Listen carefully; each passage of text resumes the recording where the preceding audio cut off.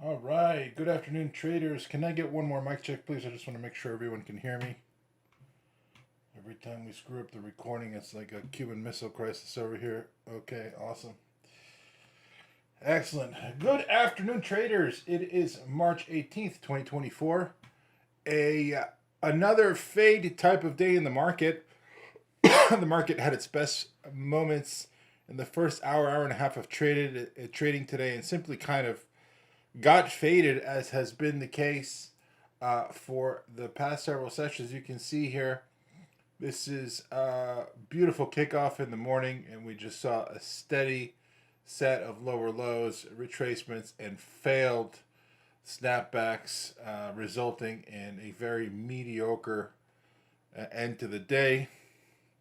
To paraphrase T.S. Eliot, this is the way the market ends, not with a bang, but with a whimper. That could not be more true of the market today. The S&P's, the NYSE, excuse me, volume a little over 160 million shares, 11% below the 1 month average, with advancers leading decliners 1.25 to 1. Nasdaq volume flat on the 1 month average, flat on the 1 month average. Advancers lead decliners by 1.1 to 1. The VIX closing around 14.3. The just wildly unexciting tape after 10:30 today. We saw a relative strength early in the session in the U.S. oil, the XLE, of course, global lithium, cloud computing, gasoline-related stocks, and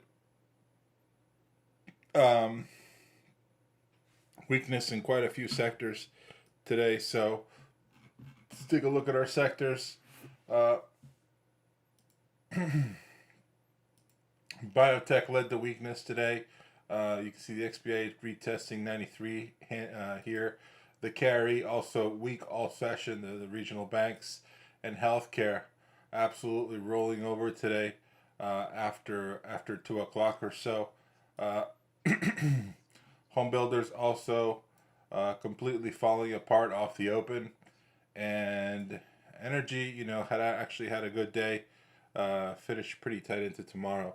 So overall, as far as the indices are concerned, let's go over the S&Ps currently before we do that.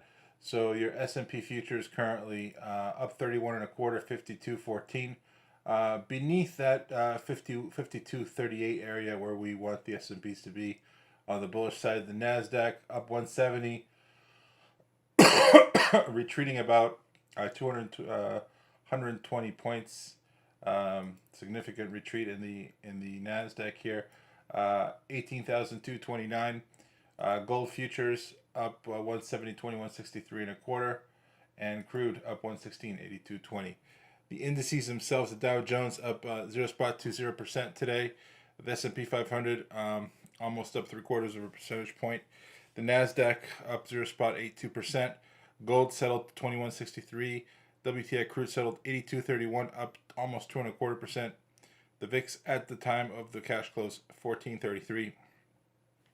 Bitcoin, not a particularly productive day. I guess you tested these 66 650s 3 times before a rather weak and shallow bounce there in Bitcoin before the close. So, we didn't have a lot of data today. We had the housing market index came in at 51 versus the 48 expected. There is a concern that wages in the U.S. are falling at a striking pace, says the wage tracker, based on salaries for job advertisement listed in Indeed, showed that salaries were up 3.25% in February compared to the same time a year ago. That is a marked drop from January 2022, where wages were up 9.25%, suggesting that employers are facing less competition for new hires. That seems to be the ongoing concern. On the news flow side today, not a whole heck of a lot going on. EU drafts law to send Russian central bank profits to Ukraine. That's not going to piss off the Russians. The Bank of Japan to end yield curve control and ETF purchases on Tuesday, according to Nikkei. Fed swaps price in less than a 50% odds in June rate cut. Rivian vehicles are now compatible with Supercharger network. Putin says he is ready for peace in Ukraine, but only on his terms. I thought that was hysterically funny. Goldman Sachs raises U.S. real GDP growth forecast. OpenAI in talks to hire ex-Airbnb policy chief, according to the information. Excuse me, I'm sorry. Aramco CEO says it helps to cut costs, reduce emissions. AI helps to cut costs and reduce emissions. In unusual options activity today, Hood, the March 19 weekly calls, 11,000 contracts on the offer. That's HOOD. This name's a bit of a hot mess, but it's had a nice run since February. DocuSign, we had big call activity today on the March weekly 59 and 60 calls. That was our sole news flow play today. Nice trade. VKTX, the April weekly 90 calls, activity by the offer expiring April 5th. And also in unusual calls today, we had Uber, the April 95 calls, LQD, that's Lima Quebec Delta, the April 108 calls, CCJ, the March 28 45 calls, and Citigroup, the January 2025 65 calls. In unusual puts today, the April Meta 487.50 puts, Uber, the May 62.50 puts, and ON, that's Oscar November, the April 26 $65 puts. So that is the long and short of it. Let's take a look at our index ETFs. SPY, let me take the extended hours off. So the S&Ps, the trend is completely unharmed here. We did make a slightly lower low and a lower high, signifying to me that we're, in a consolidation here. So this channel is certainly taking a breather, maybe changing an angle of ascent slightly before we resume the uptrend. Ostensibly, I do think we're most likely going to have a small two-wave corrective in the next couple of weeks, but it's hard to ignore that, April seasonality. Although I gotta say, seasonality this year has been a giant red herring many times over, so we'll have to see. Overall, the S&P's held up. Not a lot else to say there. They did fade the move. We did close higher, right at the 5 SMA. The IWM today, you had your slight piercing engulfing reversal, managing to close right at Friday's open. Not a particularly good look. The diamonds inside yesterday's range. Not a lot to say about that. And finally, the Qs managing to close just at the 5 SMA, failing to take out the prior top of value there at 441.17. Remember that one time in Bandcamp where I must have said this 18 times in like the span of an hour. It's all about this this level up here, 440 and a quarter. That's what this was, right? The prior top of value, we needed to pierce the prior top of value and hold above it, and there were just too many sellers absorbing buyers here, and the market just couldn't hold above it. So that was what we were talking about there on the daily, and you can see very clearly the buyers unable to sustain the level. Okay, so that was the level that we were talking about there on the daily. So just because the day looks unbearably bad on the charts, or at least unexciting, doesn't mean we actually had an unexciting day.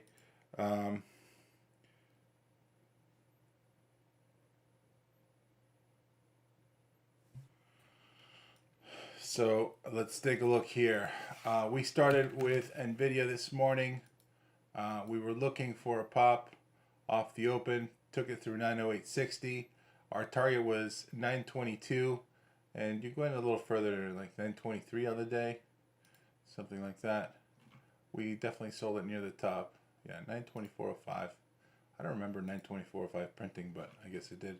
So very solid move there on the original. The first candle was 922, and I'm correct. So we sold right into 922. It pulled back. We bought the pullback right at VWAP. Sold again through day high. So two nice little home runs in NVIDIA. Caught 13, 14 points on the first move, and about 5.5, 6 points on the second move. So nice way to start the day there. Then right here, I bought NVIDIA off the break of 915. Stopped out for about $2.50. So, whatever. Can't catch them all. And, overall, I think I caught a net 20 points off the open. That kind of really made my day there. Tesla was an interesting mover today, and I think we did a great job of calling the break of 170 and a quarter there in Tesla. Rode this entire move up in 2 trades. We did a great job here. I had an offer at 174.74, and I got skipped by like 2 pennies, which was super annoying. But overall, a really fantastic move. That really helped just strengthen the old P&L there. We called that a beautiful break of the flag here toward the end of the day on Tesla. And then the last trade I took on Tesla, I was going to hold it into the overnight. And then when the market started selling off like gangbusters here, I decided to take my overnight off. So took a small loss on that last Tesla. NVIDIA, I was super patient with NVIDIA. And right here, we called out an entry.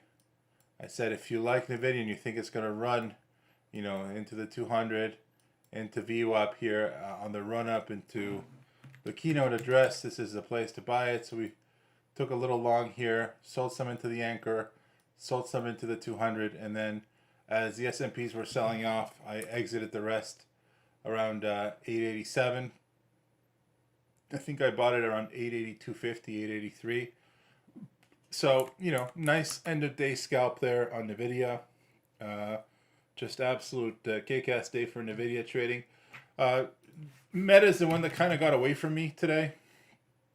We had a couple of really nice pullback opportunities, and because I don't like the way it's trading on the hourly, I kind of left it alone. But we did trade Microsoft off the open, which worked great.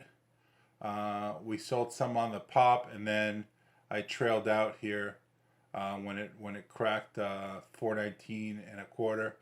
So took half on this first pop, and then trailed out break even on the second. So made some money, but I didn't take advantage of any follow through. Any follow through pullbacks there. It just looked a little iffy today, Microsoft, after that first failure to put in a measured move off the low. So, nothing wrong with Microsoft. The chart's not broken. I just didn't. I was expecting more follow through there, so I left it alone. So overall, a really good day. I didn't really trade AMD today at all. What else did we trade? I feel like Oracle. This was another nice one. Nice trades today. Oracle, we took it through 128 and a quarter and sold it. We called out the top perfectly. We said 128.95. We printed 128.95. Oh no, we said 98. Anyways, I sold mine into 94.95. So sold the top there perfectly, and then just left it alone for the rest of the day. Just a nice opening range breakout. We were seeing this micro edge and thinking we were gonna, if this is leg 1, we were gonna catch leg 2 right there into the secondary resistance floor trader pivot. So that was a nearly perfect scalp there. Very happy with that trade particularly. So that is, I think that's it. I don't think I took any other trades today. Overall, very successful day for me personally. I really enjoyed the first hour and a half of the market, and then it was just a whole lot of waiting. The price action was choppy. It's not surprising. The Monday and Tuesday before an FOMC announcement, we tend to see a lot of chop, a lot of positioning and uncertainty, and fading of moves. So I'm extremely grateful for the opening drives we had this morning, and I traded them knowing that, we were probably not going to get a lot of trending gap and go type moves today, at least in the instruments that I trade. So overall, not a lot of complaints. What was your reason for being long Tesla today?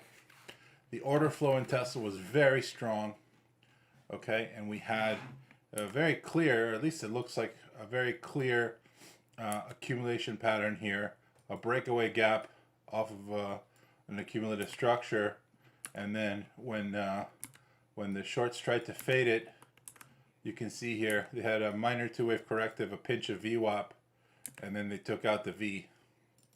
So these V top breaks, I love these. They are a wonderful setup. So that combined with the order flow, I'm not sure if you were watching Tesla closely, but the tape on Tesla was very bullish. The order flow, the actual prints were super bullish. Every little micro pullback was being ruthlessly bought up. Somebody was buying Tesla very aggressively, so I just rode that momentum, Mike, to great effect. At the open, you played NVIDIA. If it went against you, how many points were you willing to risk? How about the Tesla trade? That's a great question. So Tesla was an easy stop underneath 169.52. NVIDIA was a wider stop, okay?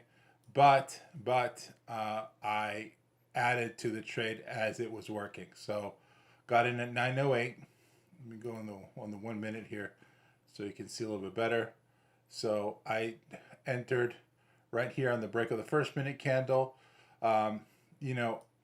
Depending on how this would have gone, okay, if this candle opened right away, popped and took out the lows, I would not have waited for the low of day to exit. But because the candle held up and gave me a higher pivot low with a shakeout bar off VWAP, I actually moved my stop lower to the to day lows. Now, for me, this is a high probability type of trade, right? NVIDIA had a slew of upgrades this morning. There's excitement about the the event and the announcements tomorrow, so it seemed like a no-brainer for at least two legs of an opening range breakout higher. They're talking about flying cars, John D. I did not know that. So that was how I handled NVIDIA. Let's see, what else do we have here? Wow.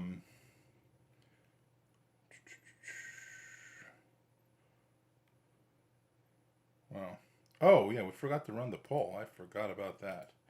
Let's run the poll while I talk. Let's see if we have any trade reviews.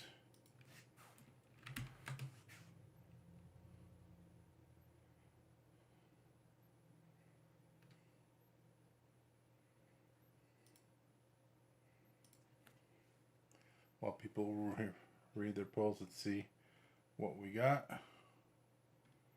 Okay, we got one.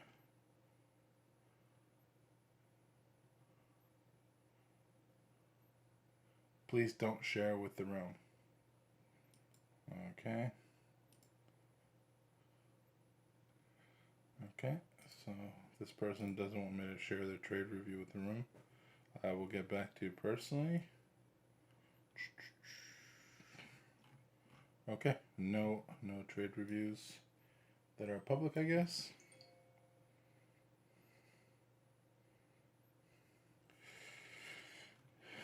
All right, let's see how the room did. All right.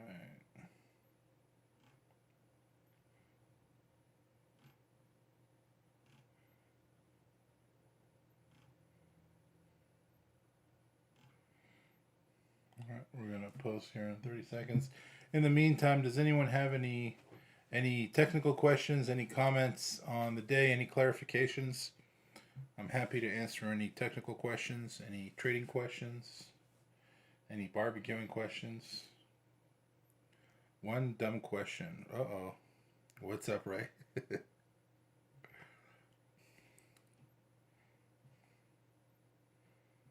Do I trade with physical stops? Do you mean like, do I set stops? Or are you talking about um, set stops versus manual stops? I'm not sure what you mean.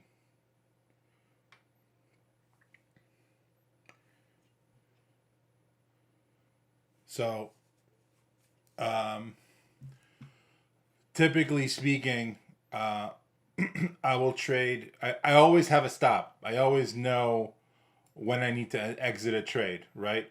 But when I need to exit a trade, sometimes changes based on what the price action shows me. Okay, so uh, when like case in point, Nvidia here, you have a 1 minute opening range breakout with a breakaway gap above the upper anchor 895.01. This tells me, okay, bullish context, right? So as this bar opens and I got a bottoming tail here, my initial stop is this bottoming tail. As we put in a higher pivot low, I actually widen my stop and add to the trade, right? So my stop constantly changes based on my size, risk, and cost basis. But yeah, I always know where my stop is. If I have 4 or 5 positions on, I don't have the attention span to run all mental stops, and I certainly don't recommend mental stops to beginner traders at all. You're going to most likely not have the discipline to just take your stop. If it's mental, please put in hard stops. I do, if I've got 1 or 2 positions on, because I'm adding constantly to the trade or trimming to the trade, I'll typically I'll have a mental stop on, but that's more of a style thing based on the way I trade. It's not the best for a novice trader for sure. I don't recommend doing that whatsoever. So if we throw a regression channel on Tesla from the second swing high to the recent swing high low on a double bottom, I don't know what time frame you're talking about. After the breakout, we retested the outer 2 sig channel. Is that a trade you would have taken? If you draw it for me, I'll tell you, Trader Mike, I'm not sure what you're talking about because I don't have a time frame. Are you talking about hourly, weekly, daily? Are you trading with shares or buying options? I day trade mostly common stock, but I use options 99% of days, either to hedge positions or to sometimes I'll be in a position and I'm in common and I don't want to change my cost basis. So on a pullback, instead of adding to the share position, I'll actually buy some calls, or if I see a top, I'll hedge the pullback on some puts. But I use a lot of options too. How do you come up with your S1, S2, S3 patterns or pivots? Do you use Camarilla pivots? No, I just use the traditional floor trader pivot calculation. By chance, are you a fund manager? You should be. No, I don't trade institutionally anymore, Dan. I used to on the 15-minute. Okay. So there's Trader Mike. Okay, so yeah, we have a very similar way of drawing channels. So what was your question there? Let's see what Trader Mike said. If we throw a regression channel on Tesla on the recent swing high from a recent swing low, double bottom, after the breakout, we retested at a 2 sig channel. Is that a trade you would have taken? Yeah, as a matter of fact, given what Tesla was doing, I was actually holding it for an overnight move, and because of the massive selling pressure, we had 6 billion on the sell side. I decided to just close my Tesla out. I didn't know what was happening, and given the weakness in the market, I decided to take it off. But yes, absolutely. And we said, the last hour and a half in Tesla, we said how good it looked. So yes, 100%. Um, by chance, are you a fund manager? No, we went over that. Uh, did the Tesla chart upload? Yes, it did. Thank you for uploading. I really appreciate it. Would you say today's price action yes would be similar to phase C of the white? No. No, not at all. I don't think so. Uh, we are very much in phase B of the price action. We are going, let's go here to the hourly. We're very much going sideways, and I don't see today as a shakeout at all. So we are going sideways. The market is just in a holding pattern until it gets its summary of economic projections and figures out which way the wind is blowing. A lot of people are saying the dot plot's gonna indicate three hikes this year, and on top of that, right, like beyond that, this week after the FOMC announcement, we got jobless claims, PMI composite flash, leading indicators. We got a lot of other data hitting the market. So, in my opinion, we're very much consolidating here. It looks to me like we're going to pull back and the market's going to come in, but really hard to say before we get an actual summary of economic projections on Wednesday. What follows what? QN SPY below and QES? Or the other way around. I understand futures or derivatives.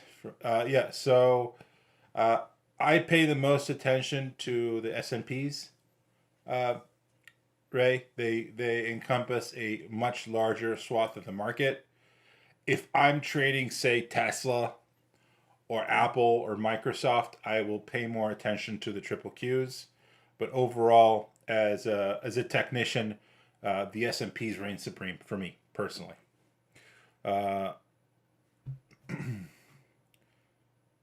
Yes, very much phase B. Cool. Did I miss any questions? By the way, if you guys asked me questions today and I missed them, I sincerely apologize. Just repost now and I can answer anything I missed. I am world champion at missing comments and questions throughout the day. People have like called me on the phone to, talk out our personal issues, and I'm like, "What are you talking about, JR? You're ignoring me." I'm like, "I'm sorry. I'm sorry." Explain the attendees the banter about Picard, Wookiee, Jews. My first time in, I was in the dark until you explained it. I wondered about the Jewish comments. Okay, sorry. So, Eddie and I are both Jewish. There's a lot of Jews in the room. There's a lot of Jewish humor, and it's not in any way, shape, or form meant in an offensive way. So if you took it that way, I sincerely apologize. We're just, it's a little bit of a self-effacing humor. There's a lot of sci-fi humor in the room. Jean-Luc Picard is the patron saint of Newsflow. A lot of Yiddish. And so we just have a fun time. He's the sort of trading mascot of the room, along with Chewbacca. So it's a long 6.5 hours a day is a long time to sit on a chair talking about technical analysis. So we tend to just have room mascots and have a little fun because 6.5 hours on a chair is a long time. So yeah, when we talk about Star Trek, it's purely Jean-Luc Picard is our room mascot as far as Newsflow is concerned. He is the patron saint of Newsflow, and so if you hear us talk about Picard, that's all what's going on. All right, it's just we're just having moments of levity in otherwise really long, drawn-out days. Gotta have a little fun. Everyone in this room is really tight. a huge percentage of the room has been trading together for years and years, and that's why I stick around as a moderator. I don't need this job. I just like trading with my friends and helping out newer traders. And I always say, if I wasn't running this room, I'd be a member. I like trading with my crew, with my friends, and there's a lot of great traders in here. So I feel like it helps to just build up levity and a little unit cohesion, as they say. We need you to do this job. I just like hanging out with my friends, and it's a very lonely profession for sure. And this is a great community. You guys make me money every day. I get great trade ideas out of the room from everyone. Julia says AMD question mark. It's lower. Woody's pivots. We should add Chewy's pivots. You stay for the dad jokes. I stay for the dad jokes. There's a lot of dads in here. DKNG, interesting time to make executive management changes. News was related after the bell. Was it?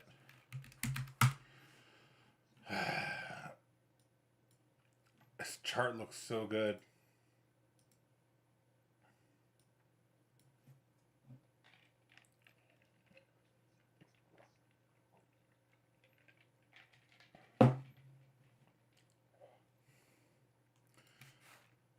Jay, unclear until they make their actual product announcements tomorrow. Right? So we'll see. I'll tell you this. A huge percentage of this last November to present rally is Microsoft and NVIDIA. If those two come in hard, the S&Ps and NASDAQ are going to give up a lot of gains.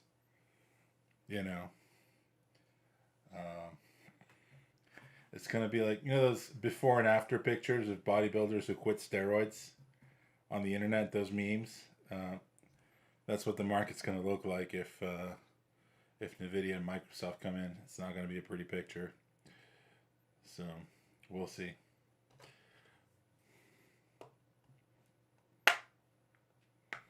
So, money moving around and down on Google.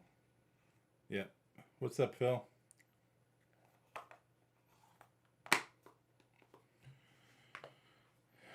Yeah, it is. Overall market breadth today wasn't terrible. Wasn't terrible. So, we'll see.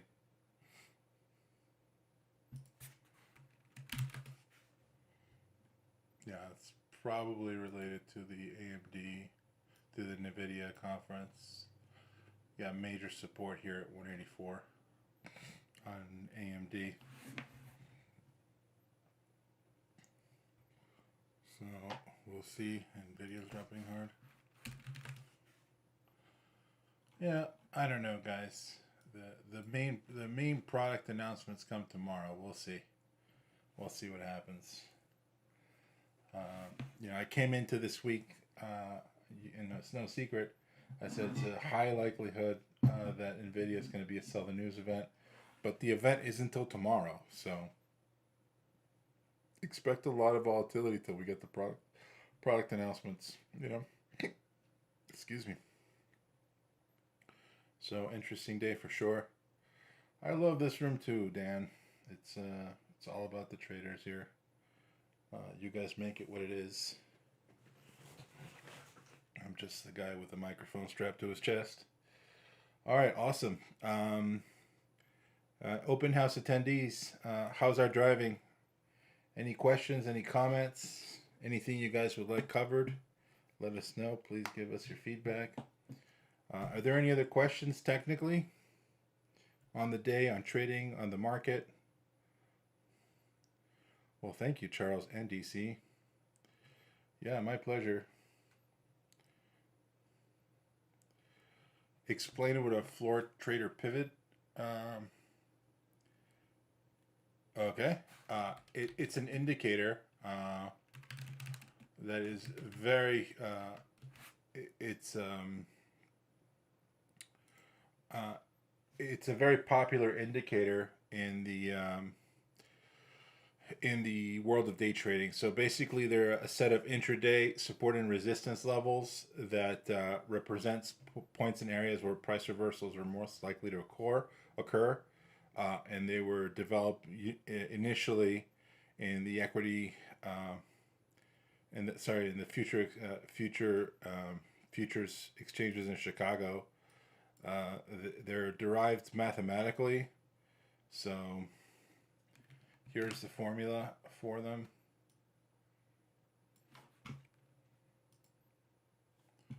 So, I mean, you can write your own. They're pretty easy. So, R3 equals R1 plus high low, R2 equals a pivot plus high minus low, etc. And they're surprisingly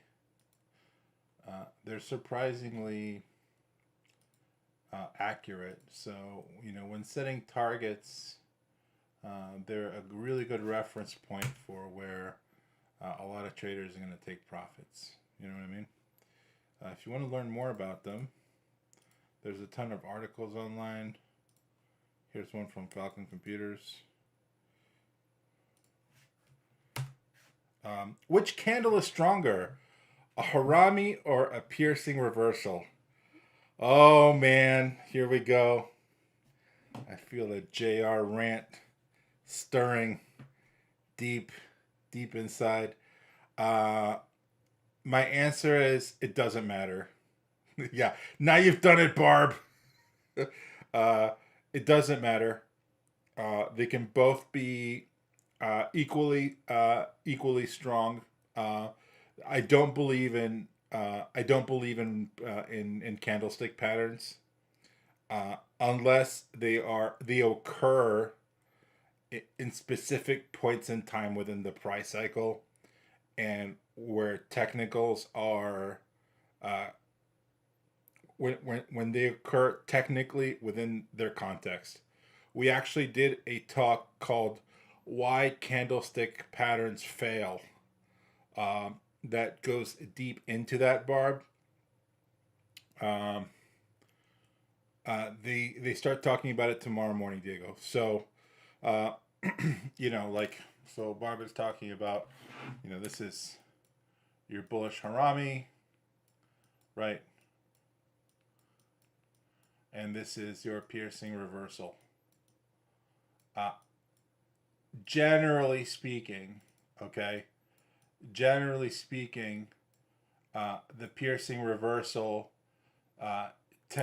for me specifically, on the daily and on the hourly, has proven to be a better predictor of a bottom being reached and buyers sort of piercing into prior price action. So it's been, generally speaking, a better predictor of reversals.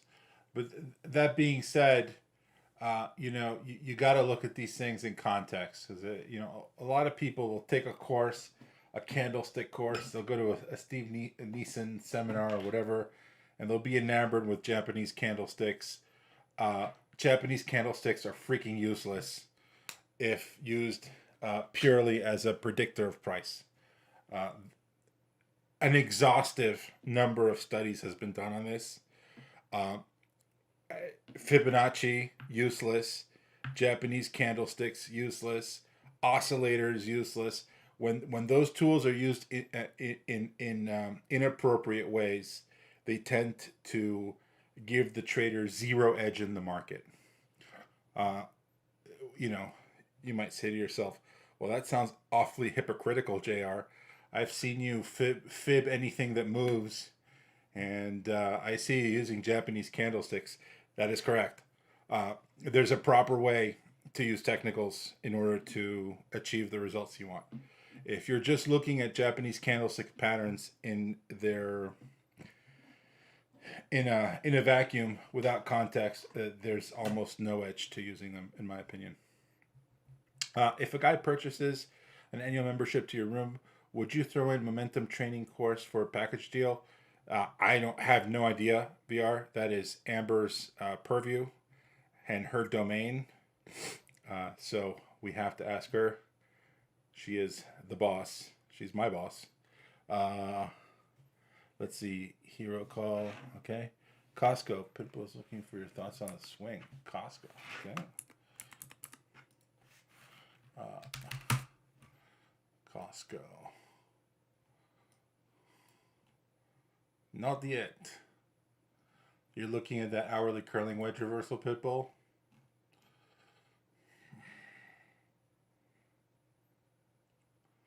Oh, you're trading on the weekly.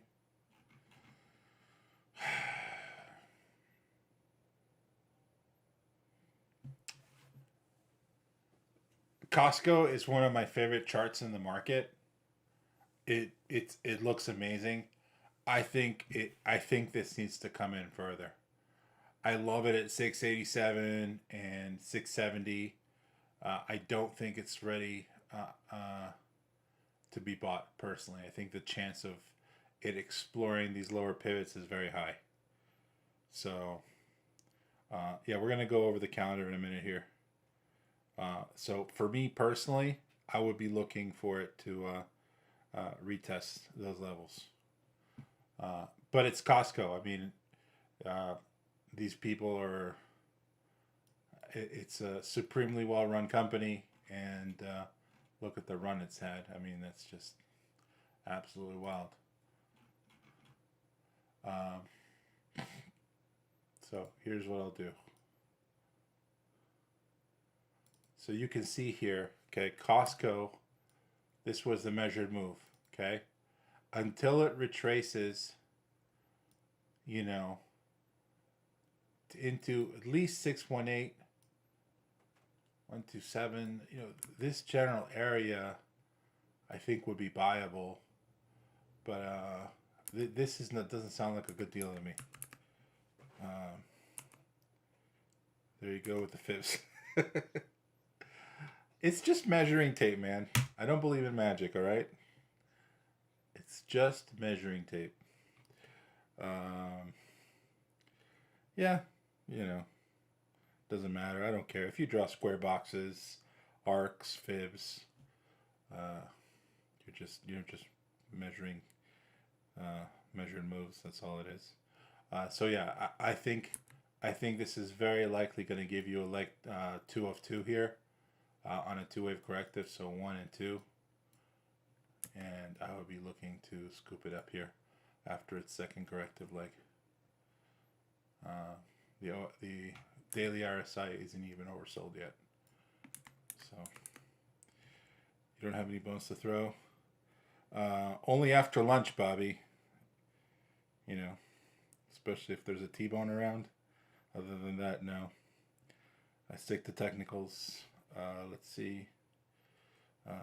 NVIDIA announcements, I believe, start at 10 tomorrow morning Eastern Time. We'll be covering it very, very closely. All right, let's look at the calendar here. So for tomorrow, we've got housing starts and permits at 8:30, 8:55 Red Book sales recurring, and then at 1 p.m. the mighty Silverback Gorilla of bond auctions, a 20-year bond auction at 1 p.m. So should be a very interesting day. Earnings wise tomorrow, we've got XPeng, that's XPV before the open. After the close, not a whole lot. We got Huya also before the open. Let's see. We've got Canada CPI. Bank of America has an electronics payment symposium. We've got the GTC 2024, the NVIDIA GPU conference kicking into high gear. CrowdStrike will be having their government threat summit tomorrow. So that's going to be something to pay attention to as well. And let's see, UBS has their energy transition conference. As far as other catalysts for tomorrow, so I believe they start unveiling their tech at 10:30. I'll double check that. Piper Sandler has their annual energy conference all day, and Box has that's a BOX, Bravo Oscar X-Ray has their Analyst Day. Oh, and Tencent Music is reporting as well. So that is what's going on for tomorrow. Should be interesting. Are you projecting the calendar? Did you guys not see the calendar? What will you be looking for in trade NVIDIA? Technicals, levels, indicators. The indicator that matters to me most is price, Fifi. Is that Fifi? So, um, do you guys see the NVIDIA chart? Okay. All right. So, just looking at this chart, right? We see that the 870s are an area where buyers are coming in. The 920s are an area where you run out of buyers. Sellers come in and fade it. So we're in a sideways range, right? Typical post. This was your exhaustion move here in NVIDIA. So this was your final up thrust, top of channel, and now we've been phase B. Nobody in the world knows whether this is redistributive or reaccumulative, right? It's for now, we're very much phase B of the price cycle, okay, and it's unclear to everyone where NVIDIA is going.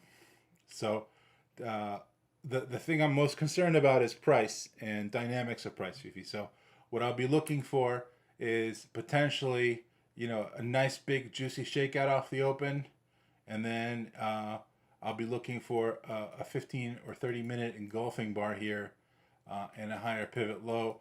That will be my signal to enter. If NVIDIA shakes out and holds the lows, I'll be looking for a fast schematic to take us lower, potentially back to this demand zone around 746. If you profile this February 22nd gap here in NVIDIA, you'll notice that we are at point of control. See this big volume bar here? Okay, this is the greatest amount of volume traded in NVIDIA. Look how this profile here quickly runs out of traded liquidity under 870. You see that, guys? So if we break 870 and can't hold the level, you have a massive air pocket here, okay? And the bottom of value is around $800. And then your breakaway gap, 746. You guys see what I'm saying? So if NVIDIA flushes lower and can't hold the level, starts ledging, bear flagging, whatever bearish consolidation pattern it forms, we could have a significant air pocket type of move lower back to the bottom of value here. 870 is the 50%. There you go. Ronin Trader Mike. That's right. Could you describe what is a ledging pattern? Sure. So let's see. If we go to the moderator notes here.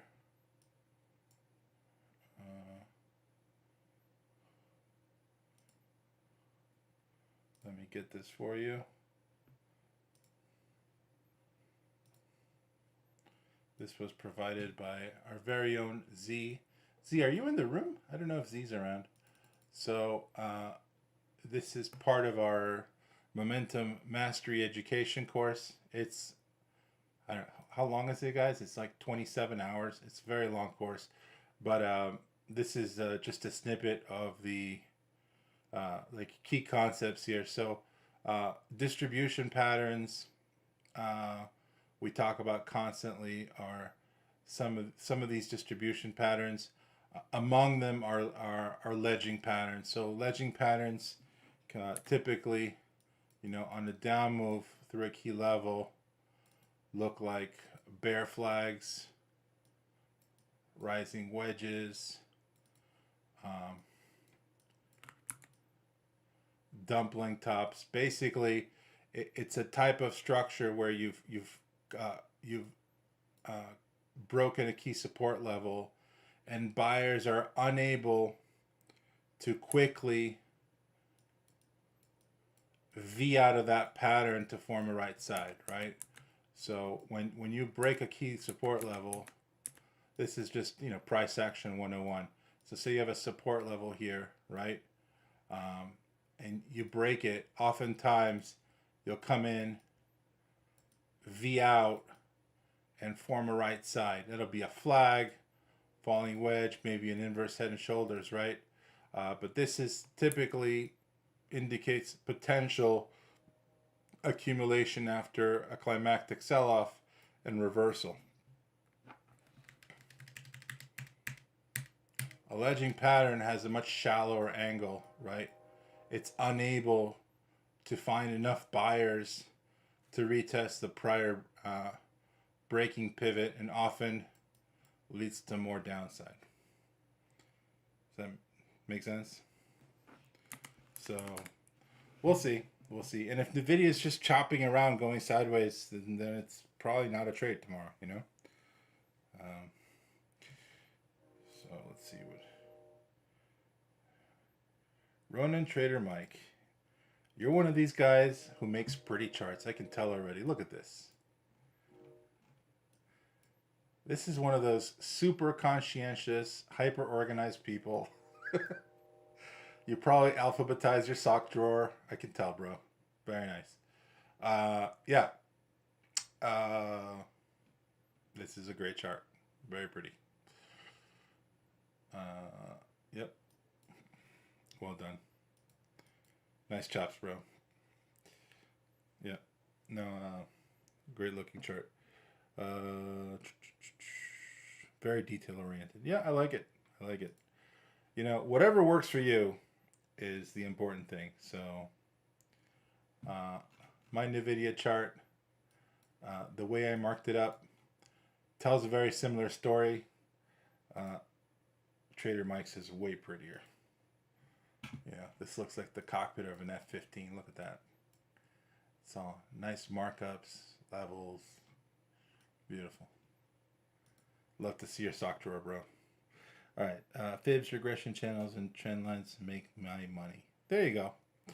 Yeah, I talk a lot about regression channels in the room. They're super important. Good stuff. Very nice. Very nice. Anything you guys want to talk about? Do you have a good day, Trader Mike?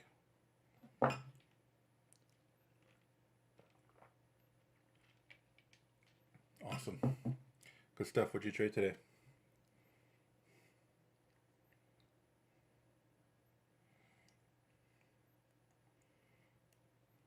What stocks have you seen pattern setups for tomorrow? I still like Tesla, and it's holding up after hours. I think it can be in play. Tesla, you have some overhead supply right here. So you had redistributive type of base here. Bottom of value is around 175.50. You get through that, I think the buyers will push it to 178.90 or so. And then if we get through this prior top of value, I'm looking at 182.58. So this measured move here, if you look at the extension, this is the measured move right here, right? It goes right to the anchor. So that looks good to me.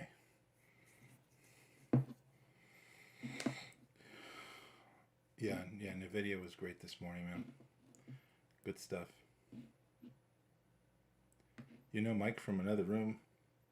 There are other rooms, Spitbull. How dare you, sir? Awesome. Good stuff. Well, it's a pleasure having you with us, Trader Mike. I hope you enjoy your stay. You pestered Mike until he came here. With friends like TDV, man. All right, let's take a look here. OGN.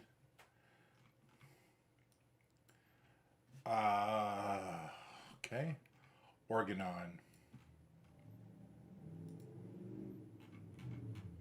Okay, so you had a V bottom and a platform, minor sign of strength, and you're consolidating after retest of the 1893 pivot. This definitely looks like a transitional type of setup. When you have an IPO base that breaks so early and gives you a downtrend, okay, the odds are that most breakouts are going to fail. So until this thing takes out 2850, it's going to be a lot of false breakouts, in my opinion. Those are my thoughts. My view on TSM. TSM is going to do whatever Nvidia does. Those are my thoughts on TSM. It looks very toppy up here. Mike is a liar. Oh my god. Okay. Get a room, you two. Jeez. Jeez Louise. There's tension in the air. Are you still bullish on AMD? Yes, but I have to acknowledge currently the trade is not working particularly well. Good. Could you go over target on NVIDIA, which you called this morning? We reached our target was 922, 922.50 in NVIDIA. What do you want me to go over? I'm happy to.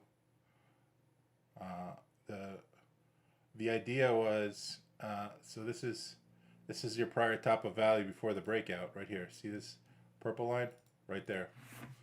That's all I was looking at. So you had this was your channel, right? So you were riding the channel here, right? Shakeout, breakout, shakeout, breakout, and then this was your climactic top of the channel, and the top of value here, right, was whatever that was, 922.50, 923. So that's how I set my target. So that's all I was looking at. You said AMD. Oh no, you said NVIDIA. You know, usually I'm the guy who gets all the tickers wrong. Okay. Netflix. I wasn't trading Netflix this morning. All I said this morning was, you know, you're at the top of the channel here, and I think I just said careful. You're at the top of the channel. So I wasn't trading this, Julius. No trades there on Netflix.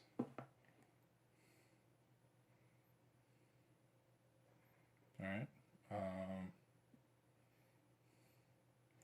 Cool. Any other comments or questions? No, you weren't, but you called it. I said top of the channel. That's all we were looking at. It went through it, pierced the channel, and reversed hard. AMD from here. You know, technically speaking, AMD is building a skewed right shoulder here until we have more clarity on NVIDIA. There's no edge here in either direction. So AMD has to take out 192.50 with volume, and then you know you're looking at 196.72 and 208. So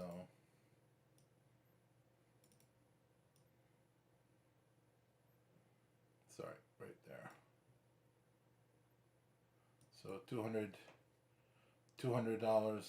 and then 208 would be my targets, but AMD is going to go whichever way NVIDIA goes, and that's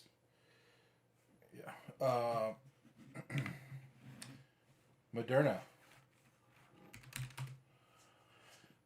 So Moderna triggered a buy setup this morning. It was on the watch list. It was a trade idea we shared with the group, and it it ran through the 5 SMA and then gave you fisticuffs on the day. I think it goes higher. You know, we'll see. We have some super suspect price action today. As long as it holds $100.90 thereabouts, I'm gonna stay relatively bullish on Moderna. I would be shocked if they don't retest 115.50. My pleasure, Gabriel. Dell. Yeah, we were watching Dell over the weekend, and basically we were expecting it to hold the anchor in the 21. This is our alert. This is our buy stop there, 108.99. call it 109. I'm expecting a pop. I'm expecting it to take out the declining tops line and retrace to at least 114 and a quarter, and then potentially 130. So that's what I'm looking at on Dell. All right, so it's looking good. Held up pretty well today, and I think we're due for a falling wedge snapback. You guys can clearly see the wedge here, right? So yeah, it's looking good. It held the anchored view up, held the 21. If the Qs rally tomorrow and Nvidia announcements are well received and they don't sell it off, Dell's going to be in play, as will SMCI. DWAC and Rumble. I only call these names out for a comical effect because DWAC is a ridiculous company. I don't have any. This looks like it's going lower, back to $16. Rumble. I don't know, man. I gotta go to the weekly on this one. This is a broken chart. I mean, it's a mess. I don't really have any thoughts on it. No thoughts on it, really. I wouldn't, I wouldn't trade this with Bernie Madoff's account. You got a hero, my pleasure. Have a great day. We will be back tomorrow around 9 for the watch list, okay? We typically start between 8:45 and 9. We'll get a move on the day tomorrow morning around 9, right? Have a phenomenal day. If you have any questions about subscriptions, anything related to the open house, please email amber@t3live.com. If you have any trading, technical analysis related questions, you can shoot me an email and CC Amber, all right? Have a phenomenal rest of your day. We will see you guys in the morning. Thank you guys. Thank you to the moderators and to Amber for running such a tight ship. We will see you guys in the morning. Take care, everyone.